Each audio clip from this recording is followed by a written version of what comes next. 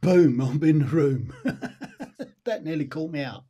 Right, I'm not sure what I'm going out on at the moment. I really don't know what's going out on. So, just need to check that something's going on. Does it go automatic? I don't know what it's doing. Oh well, we may just be on YouTube. We just may be on YouTube. I don't know. What happens there? No, I didn't want to do that.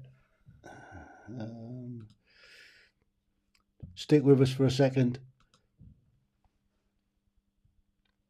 Don't know what is occurring. Whether it should have gone out. Don't know. Oh well, if we're just on YouTube, we're just on YouTube. Right, good evening everybody, welcome. An apology, my guest tonight unfortunately got taken into hospital this afternoon after having a reaction to a COVID jab. I've had a message from him earlier. Hopefully he's going to be okay. With luck, if he survives, he'll be on next week. So this week, at short notice, you're stuck with just me. So I'm just going to run through what we're doing with the channel, basically. So always coming live from the Heale Manor on a Thursday at 7 o'clock. You may have noticed that we've changed the title of the show. We're now calling it Everyday Conversations Regarding Mental Health. Now, predominantly we're going to be looking at veterans, but it will go out to the wider public as well. The reason that we're doing this is that we're trying to take the stigma out of mental health, and there's a wide range of mental health issues out there, from just mild episodes where you're a little bit anxious to full on complex post-traumatic stress disorder, suicidal thoughts, struggling with bereavement. We're going to do all of that. We're covering all of that, and I'm getting special guests in every week where we'll be discussing that topic or those topics. It'll vary from each week. So next week, hopefully, I'll have the guys coming on. Now, these are a group of veterans. Okay, they're working down in a place called Littlehampton along the south coast. They are effectively, what they're doing is they're working in the community. They're getting disaffected youths, young people young offenders that have got themselves into bother, and they're retraining them. They're educating them. They're giving them some tools for life, basically, so they can be better citizens in the community. I was really looking forward to them coming on this evening and chatting about it, because I was talking to a group today. I go to a group called VOS, which is the Veterans Outreach Support. They meet up all over the place, and one of the places that we meet is at the Crofton Centre in Stubbington, and some guys there. In fact, no, it wasn't those guys. It was guys that I was on a call this morning on the Isle of Wight, looking at maybe doing the same thing over there. So they tend to have there's a bit of a problem over there. Not as much, I don't think, but there's certainly a problem with disaffected youths all over the place, and veterans can help. Hope you enjoyed last week's show. Last week we were talking about, we had the Service Dogs UK on, and Gary and Martin came on. Gary is the founder of the charity, and Martin is one of the veterans with complex PTSD that's got his dog there, Ollie, who's been helping him for the last 2 years, and it's a great charity. So, do you know, I'm a number one best-selling author on Amazon. There's my book. That's my book. I collaborated with 15 other podcast hosts to put this book together. It's available on Amazon. If you want to do what I do, you want to become a podcast host, and if you've not had a listen to any of my podcasts, then shame, because there's hundreds of them out there, and I've talked to some amazing people over the last couple of years, and they're all there, available on all of the popular podcast apps. They're also available on YouTube. So on the channel, you can have a look at what we've got on the channel, and they're there as well. So that's it. How do I find it? Yes. Anyway, so if you want to support me in my work, it's not compulsory, but you can help. You can subscribe to the channel. You can click the like button. Always click the like button. It's nice to know that people are out there and they're clicking the like button. And if you do subscribe to the channel, you can click the bell icon, and that'll notify you every time that I put out a new video or go live, and that's good. You can also buy me a coffee. I don't mind you buying me a coffee. So again, that's not compulsory. So at the present moment in time, I don't know whether or where I'm going out. I don't know. I don't know what's going on because I set it up earlier, and for some bizarre reason, I'm not sure the link had gone out.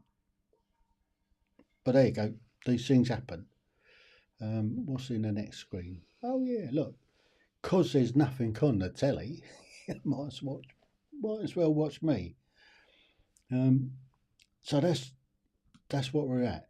So I did schedule something here, and I don't know why it hasn't gone. Do that. I don't know. You've got an upcoming event, 24th at 7 o'clock. Well, it's 7 o'clock on, and it should have started broadcasting. Switch to studio. I wonder if that does it. See what happens if I switch to the studio. Enter the studio. This may go out. Right, let's see what happens. Let's leave that there. Pop that there. Maybe that's take all that off. How do I take all that off?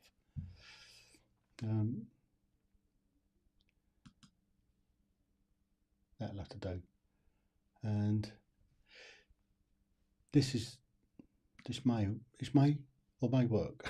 This may cock everything up, but that says we're live as well. So let's see what happens with that. But for the time being, let's see if we can get it pulled up on here. Right. Okay. What's the live video? Okay. Just pulling up some stuff to check to see what's going on. Yeah, let's right. I mean this is crazy. So I'm pushing out on a couple of different things here. So that's not going to work on there, is it? Clearly that ain't going to work on there. All right, not to worry. We'll see what happens. I don't know. So I was drinking coffee. So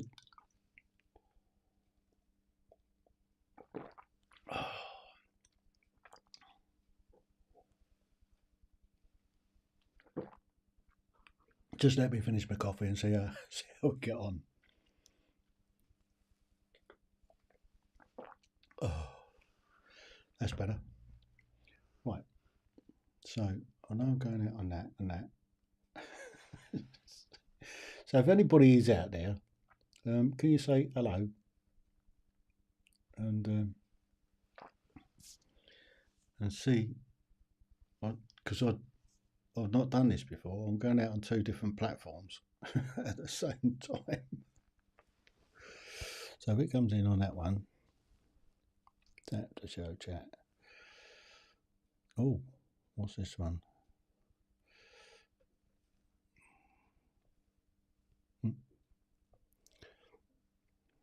I think that's a different platform altogether. So if there's anybody out there watching on YouTube, can you say hello? It might help. It might help. It might not. If you're on Facebook, would you do me a small favour and come over to what's name? To YouTube. That way I might be able to see you putting comments in. Other than that, I'm not sure what's going to happen. I'm so thrown this evening. But we'll do the best that we can. So we're going to talk about, in the coming weeks, we are going to talk about mental health and the stigma behind mental health and trying to destigmatise it, because at some stage in everybody's life, everybody has a little wobble of some sort, and yeah, even I've had a little wobble. And for me, what I did was it's after I came out, and this is what you generally find when guys leave the military. I mean, while you're in there, I mean, you do all the stuff, you man up and etc. etc. because you listen to the stigma. And I was all right while I was serving, because I was in as a welfare officer. I was dealing with lots of people's problems all the time, and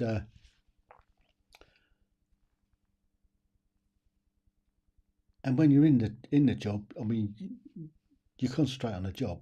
I mean, you kind of look after yourself as well, but you're in there as well. You're looking after yourself, and then when you come out, everything stops. Oh, good evening, Catherine. Now on YouTube from Facebook. Yeah, did the Facebook come in late? Because I just what's named it? I just put it on. Had a bit of a nightmare. Had a little bit of a nightmare to start with. But welcome, Catherine. If you want to come in and have a chat, I'll ping you the link. I'm not struggling, because I've got plenty to talk about tonight. But one of the things that hang on, let's find it there. One of the things that caught me out tonight is that the guy that I coming on had a reaction to his COVID jab. So yeah, that kind of threw me a bit. Oh, I see what's going on here. Yeah. Oh. So, yeah, I've got two things open at the moment, so it's just trying to work my way through it. I've sent you a link, Catherine, if you want to come in. Anyway, what I was on about is that the drive for the channel. I think going forward, we're going to look at destigmatising mental health and all the different areas that are surrounding mental health issues, because there's so many people that have problems. I mean, everybody does at some stage, and most people, you don't see it. You just don't see them having problems. Sometimes it manifests itself, and for people to bottle it up is probably the worst thing that they can do, because bottling up a problem, I don't think there's any help out there, manifests itself, and one thing and another. It's it can cause problems, and if it runs away with itself, then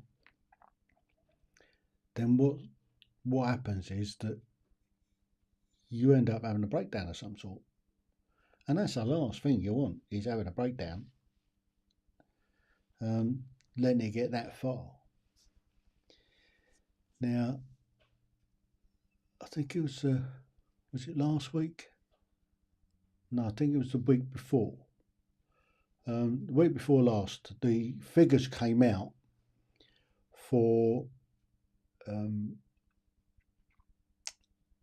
from the census that we had last year. You remember the national census that came out, and the figures of there was a question on there, if you were as a veteran and where you live. Boom. So that was the question, and the figures were just released last week.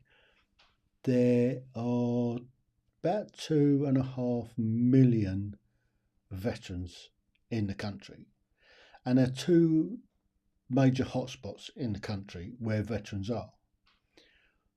One of them is in Richmond in North Yorkshire, which is, I guess, surrounded by Catterick.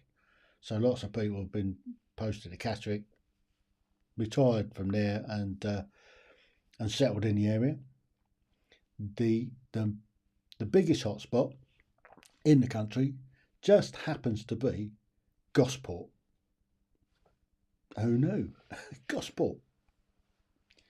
So there you have it. Gosport has got the most veterans clustered in the whole country. That's not counting Portsmouth. I mean, there's a lot over in Portsmouth. All around this area, there's a lot of veterans, and for us down in this area, we've got some fantastic veterans support groups. I go to one. It's once a month on a Wednesday. The first Wednesday of the month, we meet up in Leon Solent. It's called Buns and Banter, and it's just a little charity that's set up to help. It's just for guys to meet up. They're not helping anybody for mental health or anything like that. It's just for guys, the veterans, just to have a meet up and have a bit of banter and a tea and some stickies, basically. That's what. And they organise little trips out for us. We went to, get this, ceremonial divisions at HMS Sultan. So I think about 3 times a year they have what they call ceremonial divisions, which is like a passing out parade, but the whole establishment turns to, all forms up, and they have a big parade, and they invited a couple of dozen of us veterans along to this what's name. They gave us a cup of tea and a biscuit and whatnot, and we watched this parade, which was really good. So that's one of the veterans what's names I go to. I'm a member of another one called VOS, which is Veterans Outreach Support, and they help veterans of all sorts, whether they've got complex PTSD or whether they're just like me, fairly normal. I use that term, fairly normal, fairly loosely. But they have a drop-in centre once a month, and that's normally the first Wednesday of the month. So we go and do the tea and stickies, and we go off to do that first, and then we go across to Portsmouth to the Royal Maritime Club, where they have a drop-in centre, and they have lots of different agencies turned to there just to help us guys. And a couple of weeks ago, a news team came with after they announced the numbers of veterans that are living around the country, and they did a piece, and they had a chat with me, and I'm just going to show you that piece now. So sit back. It's only a couple of minutes. This was on the national news. The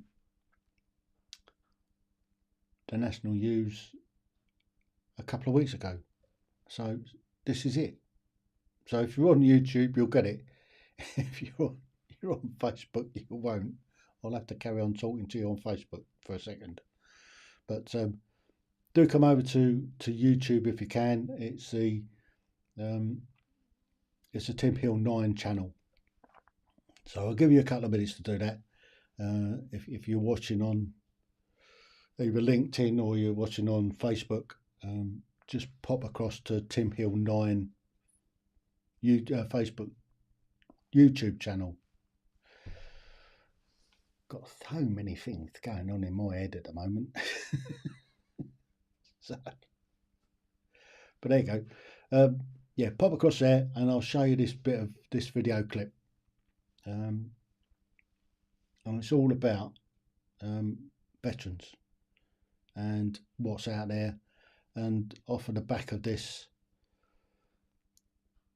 announcement of the census, it then gives the authorities an idea of where veterans are clustered, what sort of support that they can provide, what extra support they can provide.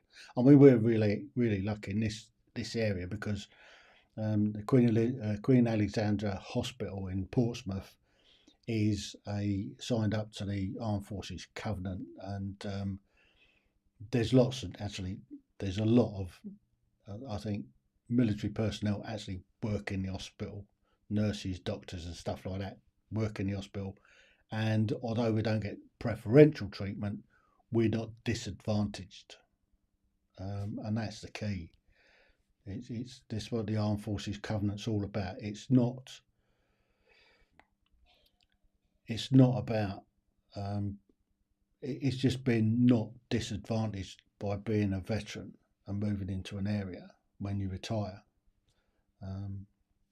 Lots of councils don't quite get that, but we are fairly lucky in this area because they do understand how many veterans we've got in the area, which is really good. So brilliant. I can see there are a few people out there, so give us an old click of the like button and I'll show you this video clip. So here you go, have a watch of this. This week we're going to talk bereavement. Tim Heale was a soldier for 44 years. Now he presents a podcast dealing with veterans' issues. His experiences in Iraq and Afghanistan led to him seeking counselling from his GP. I found personally it was a complete and utter waste of time because, yes, the counsellors were really good, but they just didn't understand what I've come through and they weren't really able to help. That need for specialised help for veterans led to a specific question being added to last year's census. Now the results have been published, we know there are 1.85 million ex-servicemen and women in England and Wales. Crucially, we also know where they live. It's really important to know the number of veterans living in the country so that we know where those people are living, what their needs are, and that the local authorities in those areas can provide the services and meet the needs of those veterans where they're living. When they retire, veterans often prefer to stick to where they've previously been based. It means there's still a support network of former comrades. This group meets regularly near Gosport on the south coast with its links to the Royal Navy. We walk around towns and things like that and you bump into people that you serve with and have a good chat and things like that. It is still very much a naval community, this area.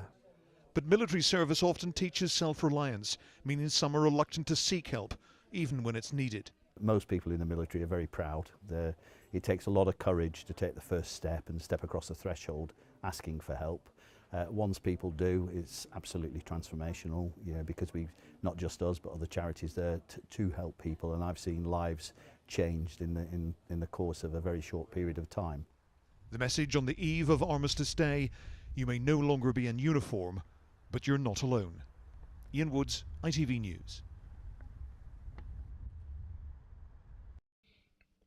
Boom, I'm back. So that was a piece that we did the other week on, and that was the veteran centre that we turn up to. And that one's every week. Really good group. We had a good time today. Bacon and sausage baps today. That was good. Normally it's sort of tea and biscuits, but it was good today. There's a lot over on the Isle of Wight as well. Hopefully I'm going to a breakfast club on Sunday morning across in Ryde, I think it is. So I need to get up early on Sunday, jump on a ferry, 2 ferries to get there, and go and get a Fat Boys for breakfast on a Sunday morning, which would be quite good. But this charity, Voss, Veterans Outreach Support lay on a lot of stuff for veterans. Last Saturday, they had a couple of trips going out. I went out on Saturday morning on motor gunboat 81. Ragging around the Solent doing 30 knots. It was brilliant. That's the quickest I've been round the Solent. Quickest I've been to Cowes and back, that's for sure. And then in the afternoon, they laid on a fishing trip for some of the guys. So my mate Steve, he went he went on the fishing trip and came back with a 21-pound conger eel. Yeah, that was a bit of a struggle, I get. Having a punch up for conger eel.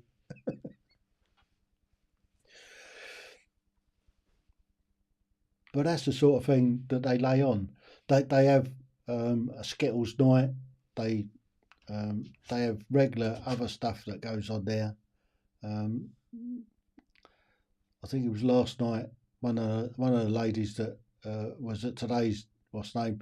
She was over at the Royal Maritime Club in Portsmouth, and they were building bird boxes. Who knew? Building bird boxes. But they got how to make a wreath, a Christmas wreath, coming up in the next week or so. They've also had they got something coming up, making your Christmas card, so that sort of thing. They've got painting to de-stress you. They have, so like I said, they have this drop-in centre.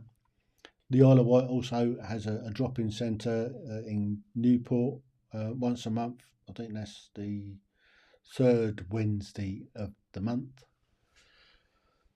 So all these things are going on in this area for veterans. Now, I'm involved with another veterans group that's in its infancy, basically. It's called Conflict Military Museum Gosport.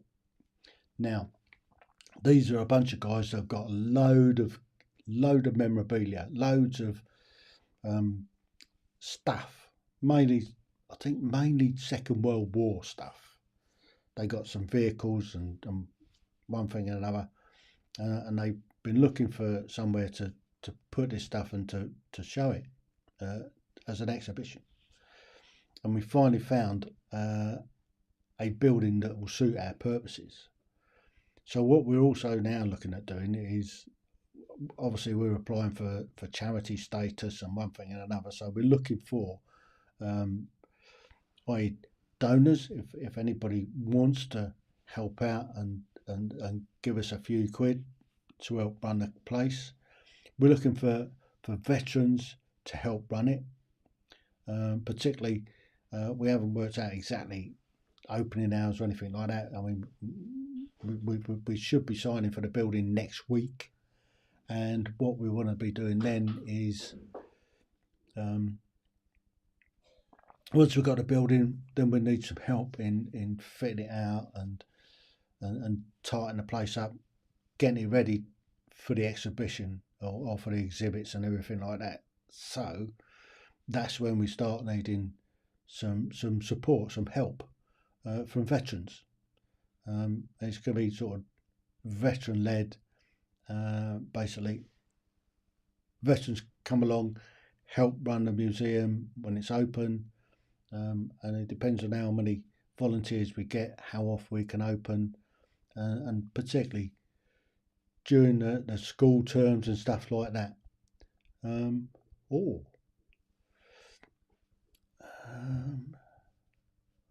What were we saying, Catherine? Let's just pull that up. Why is that only showing half of it?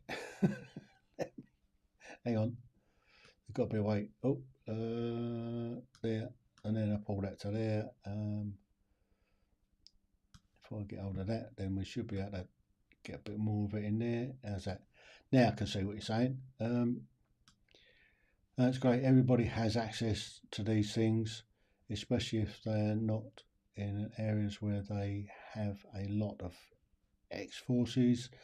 This may isolate some and not give access to support. So, well, yeah, you're right. You're right there, Catherine. It's I think now that I think it's 1.25 million or 1.52 million veterans in the country. Now they know where they are, where they're clustered, and I'm almost sure that there will be some level of support somewhere in the facility, not too far away, whether it's RBL, whether it's a charity, whether it's a veterans group. There will be somewhere close. I mean, for us here in Gosport area, we're blessed. We've got lots of help and stuff like that in this area. I think for you guys out around Chelmsford, I'm almost sure that the regiment will have some help up there. Chelmsford, there should be a lot of veterans. In fact, I know a few veterans that live around that area. Colchester, there'll be a cluster of them around Colchester. You guarantee that. I mean, the amount of times that actually battalions serve down there. So that's not too far away. So there will be support fairly close by for most people in most areas. I suspect with that many veterans in the country, there's over 2,000 charities just specifically aimed at veterans. I don't know whether you knew that, but yeah, there's over 2,000 charities.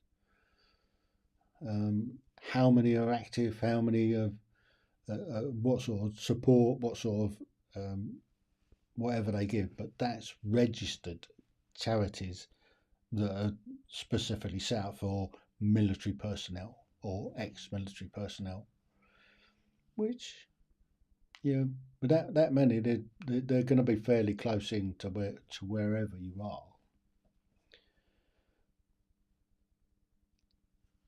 So, yeah, these veterans groups, I mean, they do an awful lot of good, and I'd urge any veteran, once you've left, the first year or so after you left is probably the point that you start falling to bits. Once you've had the rug pulled out from under you, once you've lost that comfort blanket of being in the military.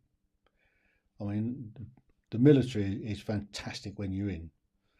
You're looked after. You're generally fed and all the rest of it. But once you've left, that's when your trouble can start. That's when you start getting your mental health issues. That's when it happened for me after I've been out, I don't know, a couple of years, and a few things have sort of caught up on me, one thing and another. And I sought help. I went to my quack, and he referred me on. And it took a little while, to be honest. It took about 6 or 7 weeks before I got the first appointment to go and see.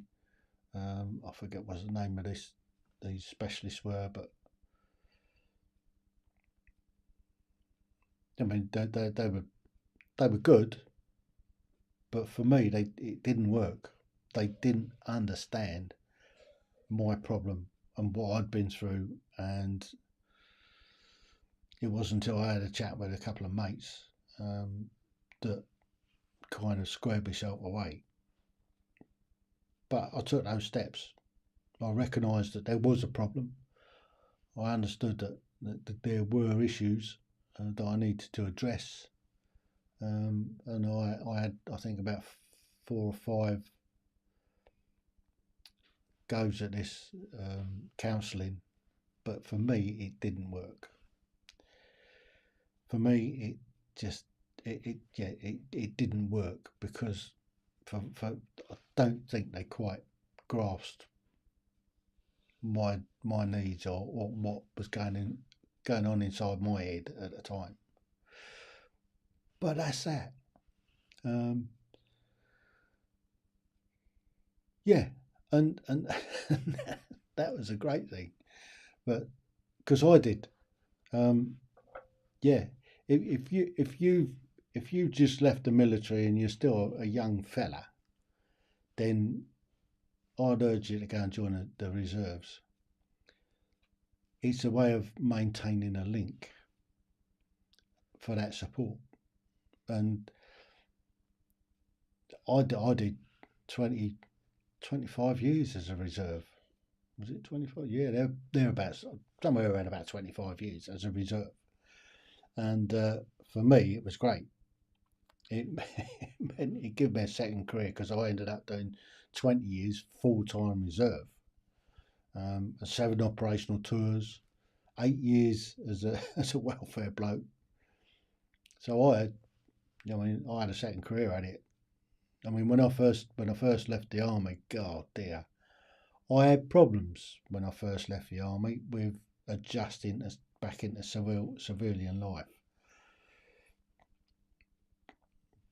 You will notice that when you come back into civilian life, they have a different mindset. They just don't work as the military. And that's the reason that you'll find that whenever there's a crisis in a country, the first people they turn to is the military to come in and sort it out. So that's what happens. The the mindset of a civilian just isn't the same as the mindset of a military person. It's the ability to go and get something done, and a work ethic. You get it done, whatever it costs.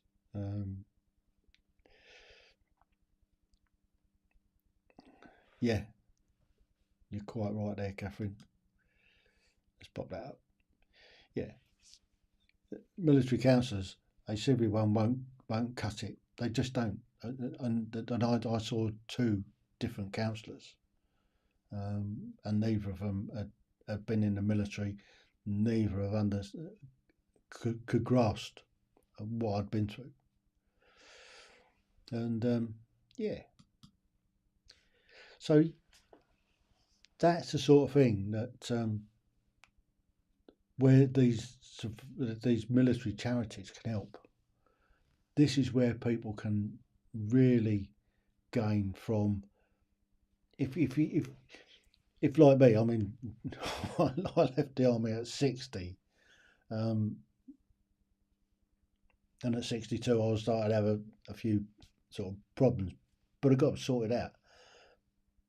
But if you're leaving that, mate, go and join some of these groups. They're everywhere. These breakfast clubs and all the rest of it. They're everywhere. Go and get yourself involved with one of them, and it will help. Sometimes it's just a bit of banter over a tea and a sticky that can help. And it's just that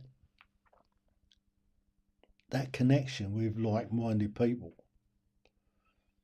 You know, and I do find it quite amusing that whenever there's a crisis, they call in the military to come and sort it out.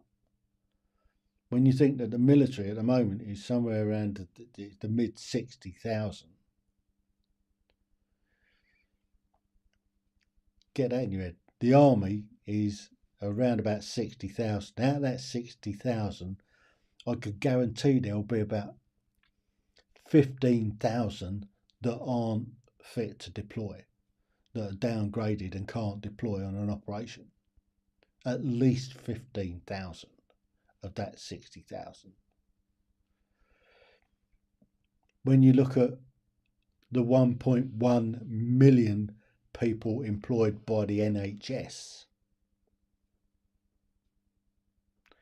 and 48% of the pay budget goes on non-clinical staff in the NHS, and when there's a crisis, they have to call the military in to sort it out. There's something wrong. Firemen are looking at striking, so I dare say the military will be dragged in again as firemen. Twice in my career, I stood up as a firefighter.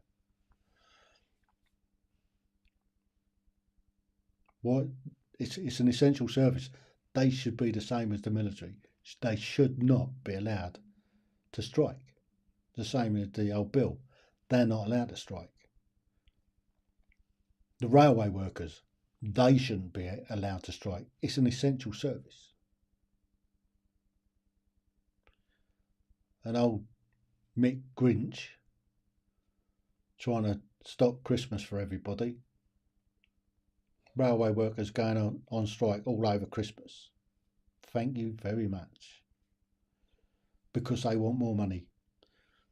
A train driver, he's on a minimum of £52,000 a year for a 37-hour week. That's their starting salary. 52,000 for a qualified train driver. And they want more money. They haven't had a pay rise in 3 years. Well done. Look what the military. they go in harm's way and they get paid an awful lot less. Private soldier, qualified private soldier, is on about £19,000 to go and put his life on the line. And the train driver is on 52,000 for a 37-hour week. School teachers are looking at going strike. Shuttled the schools in Scotland today, all on strike. Teacher earns, what's a teacher on? 35,000. Qualified teacher, 35,000. Nurses are looking at going on strike.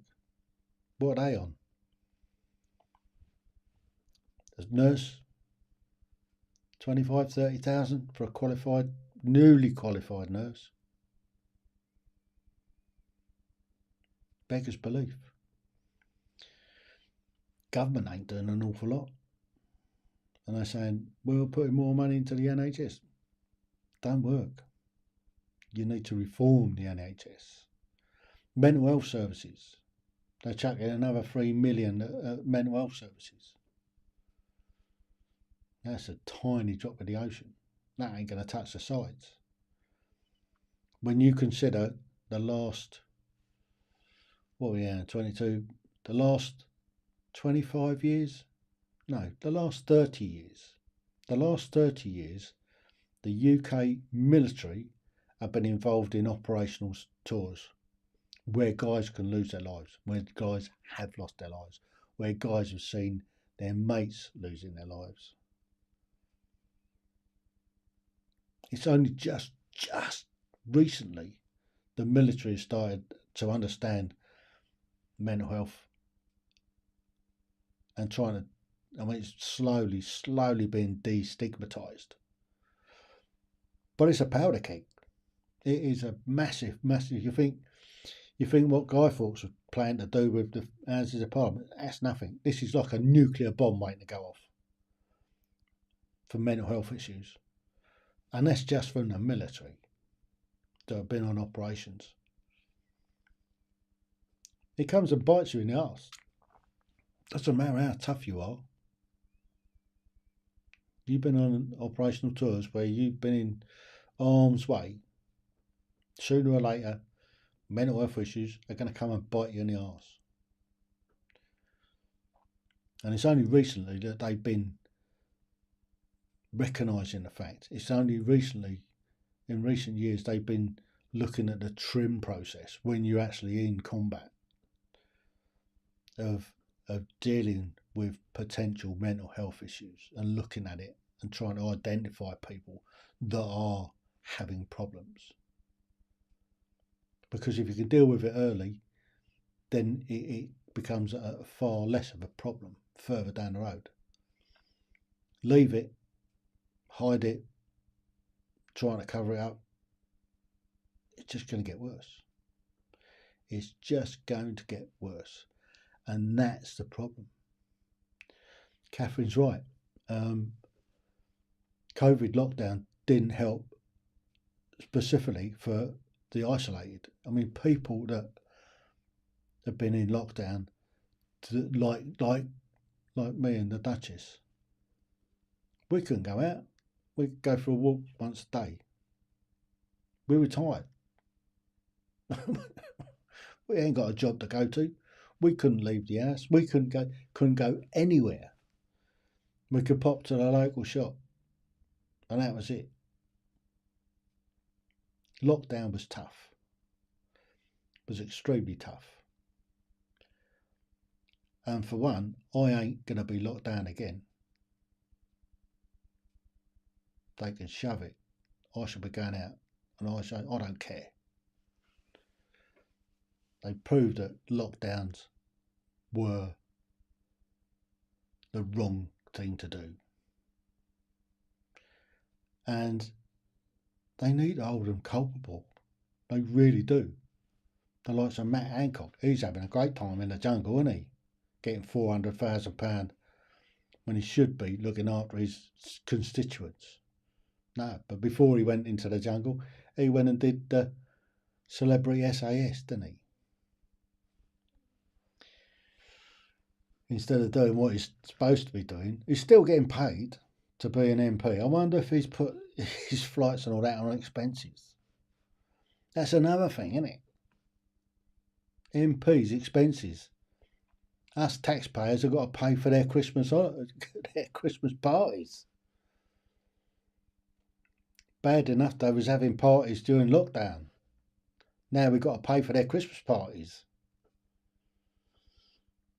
I mean, that has an effect on people's mental health. I wouldn't mind, but they're taxing my pension. Bloody 44 years under the colours to get an army pension, and they're taxing it. And because I've retired early, and I'm not in a fit state to go and work for anybody, I'm not paying tax and national insurance.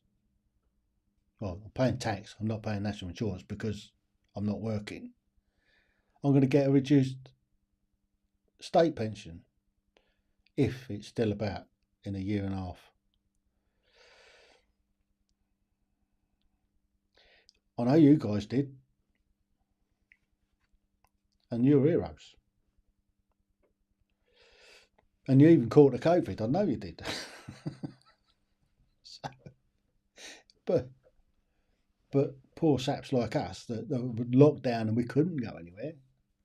We could pop in the shops occasionally, but that was about it.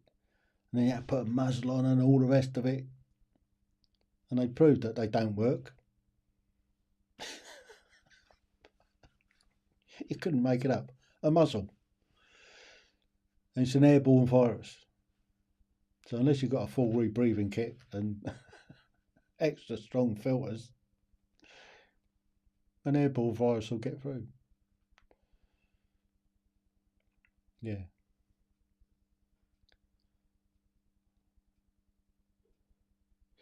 Yeah. I know. I know it's torturous. I had him on the phone nearly every other day. As, yeah, they won't be locking us down again, that's for sure.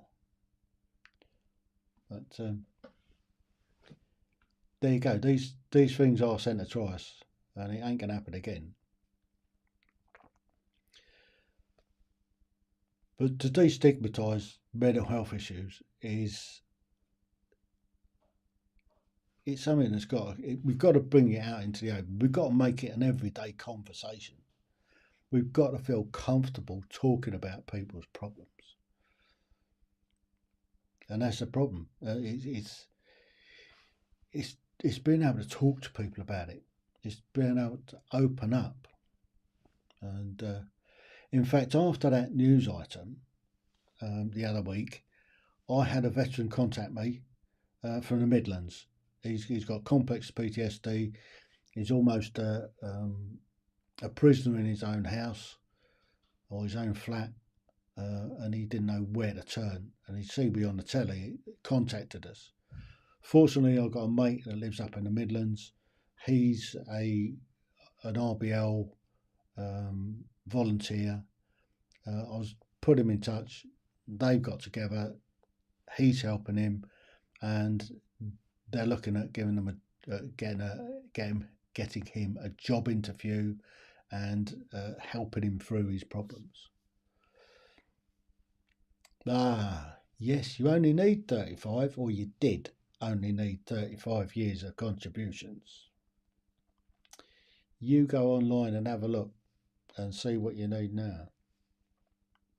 I did 45 years of contributions, and I'm still going to get a reduced state pension because I've stopped paying national insurance. That kind of grips. And don't even get me started on these boats coming in. Did you see there was a piece on the news the other day? They've turfed people out of a hotel. Homeless people they had in a hotel, they turfed them out to put illegal migrants in.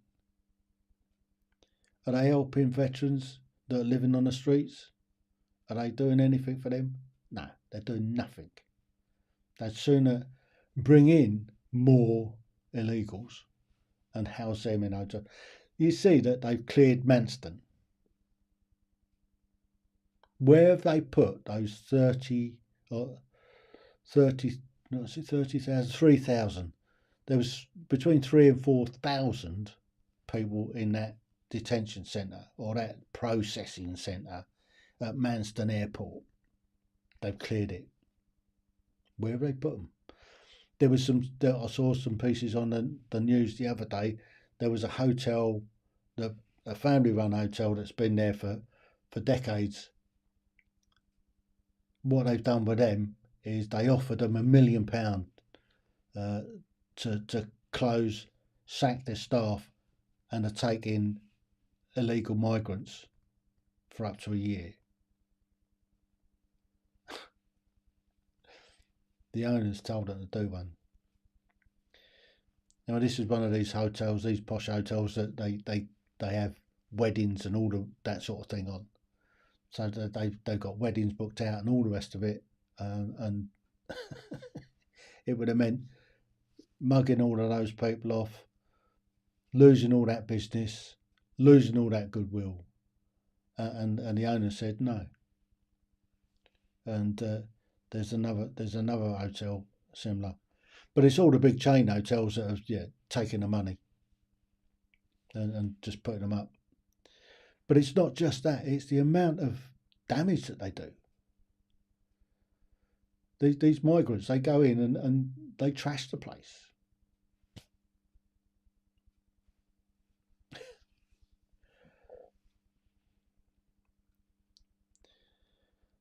Yeah.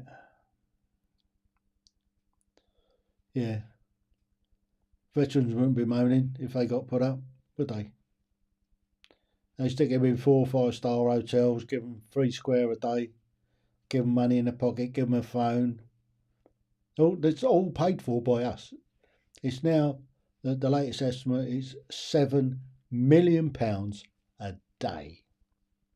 They are mugging us for £7 million a day of taxpayers' money to house these illegal migrants. Plus. Yeah. So there you go. That's what's occurring. That's what's happening. But I think come the next general election, anybody that votes Labour needs their head looking at. Anybody that votes Conservative needs their head looking at, needs their bumps feeling. And I think the only real alternative at the moment is Reform UK.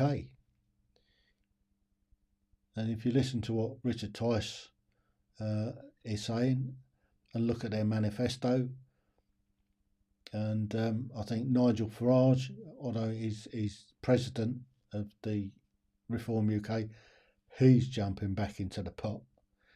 He's supporting them in a big way because they've mugged us off on Brexit.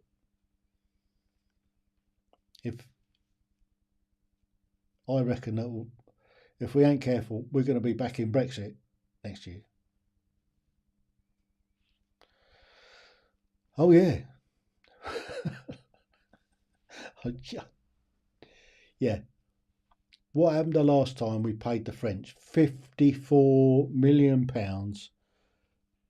to patrol their own border? What happened? Last year there was what, the 12,000 was it? This year it's over 42,000 at the moment, I think it sits at.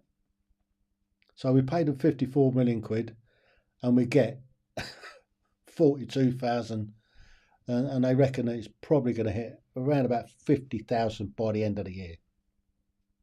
Illegal migrants crossing the channel.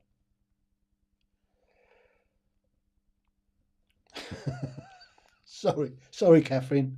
I didn't mean to stir it all up, but it grips me as well.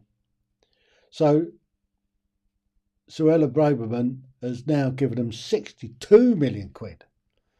So how many are we going to expect to get out of that? We're paying the French to send them, to turn a blind eye.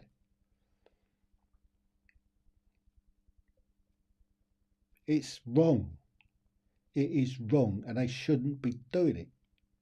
What they should be doing is getting rid of the ECHR, the European Convention on Human Rights, because that's what's mugging us off. They need to stop giving them legal aid, these ambulance chasing lawyers, stop the legal aid, and they need to go WTO with the EU. That way we can stop them at a drop of a hat and send them straight back to where they came from. There's over 12 million Albanian men. That's what I was saying. It was 2 or 5% of the Albanian male population that's in this country that we know about.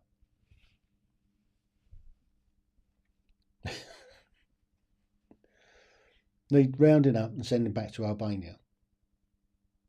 If it means paying Albania a few bob to be able to get their own country in order, to get their own businesses set up, I suppose, yeah.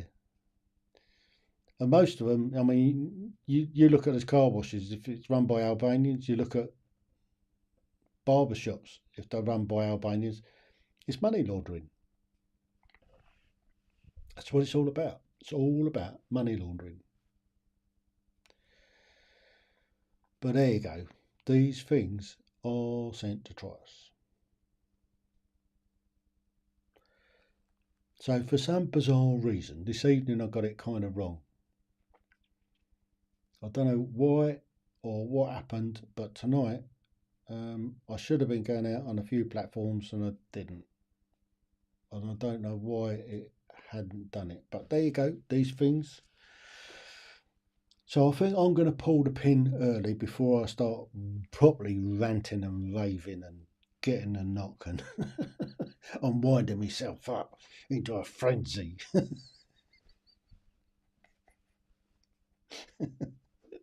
Because it does rub you up the wrong way, doesn't it? It does annoy when you work all your life and you get mugged. And you can see the problems that are going on in the country.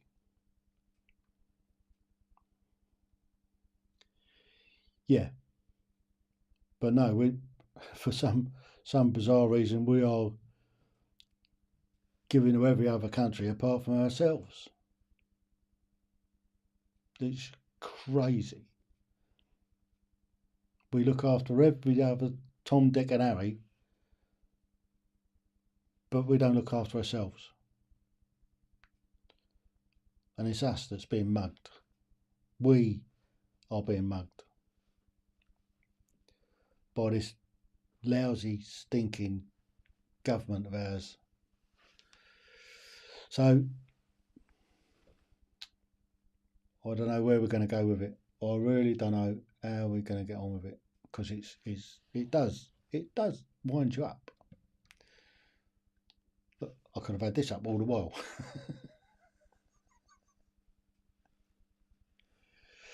Thanks for being there, Catherine. You're an absolute star.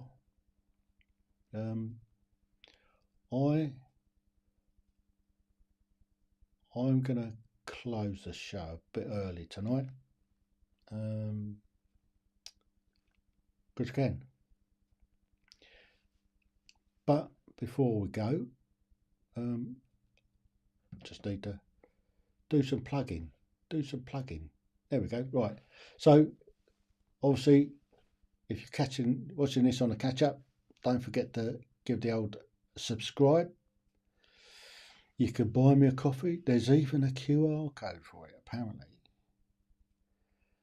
And if you want to become a host or a guest, because there's an accompanying book up there, look, see, just up there, that's it, just there, that's my book. It's a #1 bestseller on Amazon, and there's an accompanying book to it called Podcast Guest Mastery. Boom, there you go. So without too much further ado, I am going to call it good night on here, and I'm just going to finish up on the other channels. Going to go back to Faceache and see what happened on there. So thank you. Until Tuesday, if you want to pop in on the quiz, we're going to slowly milk it off of this channel, and we're just going to go onto the quiz channel. So get the quiz channel subscribed, and I go live every Tuesday with a new quiz. They're going to change it up slightly. There are going to be a few more questions, and it's going to be a little bit quicker with the questions to the answers.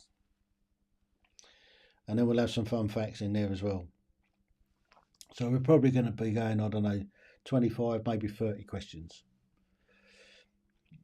That will have to get the old get the grey matter working a little bit harder to make sure that we finish on time. So until Tuesday, or if you don't want to do the quiz, next Thursday, if you want to come back on here for everyday conversations regarding mental health, we'll have some special guests on next week, and we'll go on from there. So TTFN, ta-ta for now.